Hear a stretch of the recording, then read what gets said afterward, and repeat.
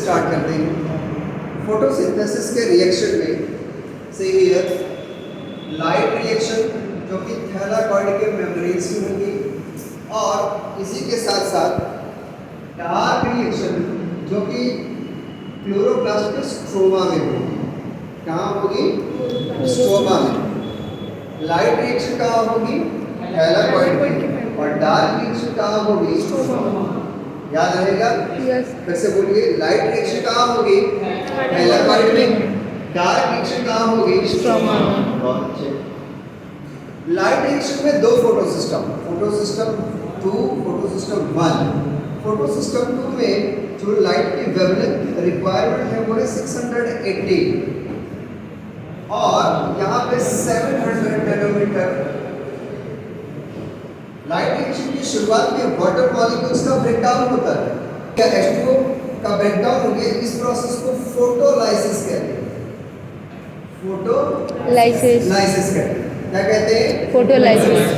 क्योंकि लाइट की प्रेजेंस में लाइसिस यानी ब्रेकडाउन हो रहा है वाटर का। ठीक भाई, ये तो अच्छी बात है। यहाँ पे मैंगनीज की रिक्वायरमेंट होती है, मैंगनीज और क्लोराइड आयंस की रिक्वायरमेंट होती है। अब यहाँ पे इलेक्ट्रॉन मिल गया फोटोसिस्टम 2 को। फोटोसिस्टम 2 की खास बात है कि यहाँ पे जो रिएक्शन सेंटर के क्लोरोफिल मॉलिक्यूल्स हैं वो सनलाइट की वेवलेंथ में से जो 680 नैनोमीटर वेवलेंथ की लाइट है उसको केमिकल एनर्जी में कन्वर्ट कर सकते हैं। ये इनकी स्पेशल क्वालिटी। तो इस इलेक्ट्रॉन में केमिकल एनर्जी आया जो सनलाइट ने एनर्जी दिया, और ये एक्साइटेड होके हायर पोटेंशियल पे जंप कर गए। मान लीजिए कि ये 0 है तो 0 से 0.8 पोटेंशियल पे जंप कर गए। ये पोटेंशियल एक्सिस है और ये का रिएक्शन एक्सिस है। आगे बढ़ रहा है। फिर उसके बाद वही एनर्जी धीरे धीरे कम होती जा रही है, यानी कम होती जा रही है, डाउनग्रेड। ये नीचे आना मतलब एनर्जी का कम होना है। ऐसे नहीं बना दिया गया, ऐसे बना दिया बस लाइन बड़ा अच्छा लग रहा है डिजाइन जेट जैसा, नहीं। यहाँ एनर्जी हाई हो रही है, अब एनर्जी डाउन हो रही है, फिर एनर्जी हाई होगी, फिर एनर्जी डाउन होगी। एग्जैक्टली। अब ये जो इलेक्ट्रॉन से साइटोक्रोम B6F कॉम्प्लेक्स में पहुंचे और यहाँ पे एडेनोसिन डाइफॉस्फेट मॉलिक्यूल्स है जो कि इनऑर्गेनिक फॉस्फेट के साथ जुड़ के ATP एडेनोसिन ट्राइफॉस्फेट बनाते हैं जो कि एनर्जी मॉलिक्यूल है, रिक्वायर्ड मॉलिक्यूल। अब इलेक्ट्रॉन की एनर्जी कम हो गई प्लास्टिक, और यहाँ से जो इलेक्ट्रॉन है वो पहुँच जाएगा फोटोसिस्टम 1 पे। कहाँ पहुँच जाएगा? फोटोसिस्टम 1 पर। फोटोसिस्टम 1 के पास जो रिएक्शन सेंटर और क्लोरोफिल मॉलिक्यूल्स की खास बात है, ये सनलाइट की 700 नैनोमीटर जो कि रेड लाइट के आसपास का एरिया है, उस वेवलेंथ की एनर्जी को कैप्चर करके इस इलेक्ट्रॉन को दे देंगे, जिससे कि इलेक्ट्रॉन फिर जंप करेगा। ज्यादा एनर्जी है इसलिए पिछली बार वाले से भी ऊपर गया, इस वाले से भी पोटेंशियल में ऊपर चला गया। तो फोटोसिस्टम 1 का इलेक्ट्रॉन और भी ज्यादा एनर्जी लेता है। फिर ये सीरीज में ट्रांसफर होकर फेरोडॉक्सिन नाम के केमिकल के पास पहुंचता है।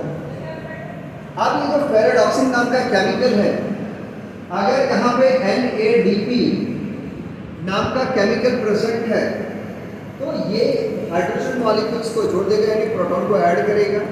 In the presence of reductase enzyme, in the presence of reductase enzyme, और इसको कन्वर्ट कर देगा NADPH मॉलिक्यूल में, जो फिर से एक एनर्जी मॉलिक्यूल। सबको समझ में आ रहा है? Okay good. अगर ये NADP नहीं है तो FD मॉलिक्यूल ये इलेक्ट्रॉन से साइटोक्रोम B6F कॉम्प्लेक्स को भेज देगा ताकि ATP बने, और ये इलेक्ट्रॉन साइक्लिक मैनर में बार बार यूज होगा। तो इसको कहते हैं साइक्लिक लाइट रिएक्शन। और जब फाइनली NADP इलेक्ट्रॉन को ले लेता है, इसके बाद में साइकिल रुक जाती है, तो इसको कहते हैं नॉन साइक्लिक लाइट रिएक्शन। तो cyclic light reaction and non cyclic light reaction दोनों समझ में आ गया। लाइट रिएक्शन के फायदे, पहला ऑक्सीजन मिला, दूसरा प्रोटॉन्स मिले, तीसरा इलेक्ट्रॉन्स मिले। इलेक्ट्रॉन से ATP और NADPH मॉलिक्यूल्स बने, ये बहुत अच्छी बात है। लेकिन यहाँ पे CO2 का कहीं भी नाम नहीं आया। तो फोटोसिंथेसिस में तो हम CO2 के बारे में भी पढ़ते हैं भाई। फोटोसिंथेसिस की रिएक्शन तो CO2 प्लस H2O कहलाती है। तो H2O का तो हम समझ गए क्या होगा, CO2 का क्या होगा। उसके लिए जो रिएक्शन है वो डार्क रिएक्शन, और डार्क रिएक्शन स्ट्रोमा में चलती है। कहाँ पे? स्ट्रोमा में। स्ट्रोमा में जो CO2 को एक्सेप्ट करने वाला प्राइमरी मॉलिक्यूल है वो है RUBP, ribulose 1,5 base phosphate, ribulose 1,5 base phosphate, ribulose 1,5 base phosphate. याद रहेगा ये 5 कार्बन का मॉलिक्यूल है, क्योंकि CO2 को जोड़ता है इस प्रोसेस को कार्बोक्सिलेशन कहते हैं। क्या कहते हैं? कार्बोक्सिलेशन। एक अगर CO2 एक मॉलिक्यूल में जुड़ेगा तो एक CO2 में एक ही कार्बन होता है। एक molecule of RUBP contain 5 carbon, तो 5 + 1 6 कार्बन। अब ये 6 कार्बन का जो मॉलिक्यूल है अनस्टेबल होता है तो टूट जाता है, और टूट करके 3 कार्बन के एक स्टेबल मॉलिक्यूल में कन्वर्ट होता है जिसका नाम है 3-फॉस्फोग्लिसरीन। 3-फॉस्फोग्लिसरीन। इसलिए इस साइकिल का नाम C3 साइकिल है। कैल्विन ने डिस्कवर किया था, इसलिए इसका नाम कैल्विन साइकिल भी है। कैल्विन बेंसन ने मिलकर काम किया था, इसलिए इसका नाम कैल्विन बेंसन साइकिल भी है। समझ में आ गया? ओके। अब ये जो 3-फॉस्फोग्लिसरेट मॉलिक्यूल है इसका रिडक्शन होगा। क्या होगा? रिडक्शन।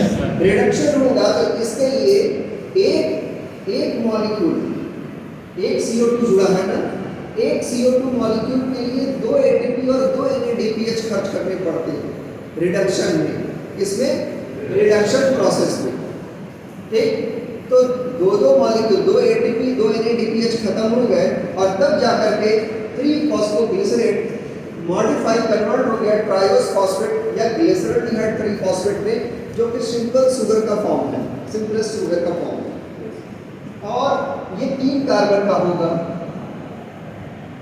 यानी 1/2 ग्लूकोज आप कह सकते हैं। यानी एक और साइकिल चलेगी तब ये जाके ग्लूकोज बनेगा, ऐसा है। लेकिन आपको ये समझना होगा कि अब इसका रीजनरेशन भी होना है, क्योंकि साइकिल में जहाँ से प्रोसेस स्टार्ट होती है फिर वहीं चलना पड़ता है।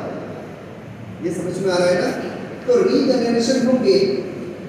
अगर ये 6 कार्बन थे, टोटल 6 कार्बन थे, भाई C3 मॉलिक्यूल 2 थे, टोटल कितने हो गए? 6 में यही तो हुआ।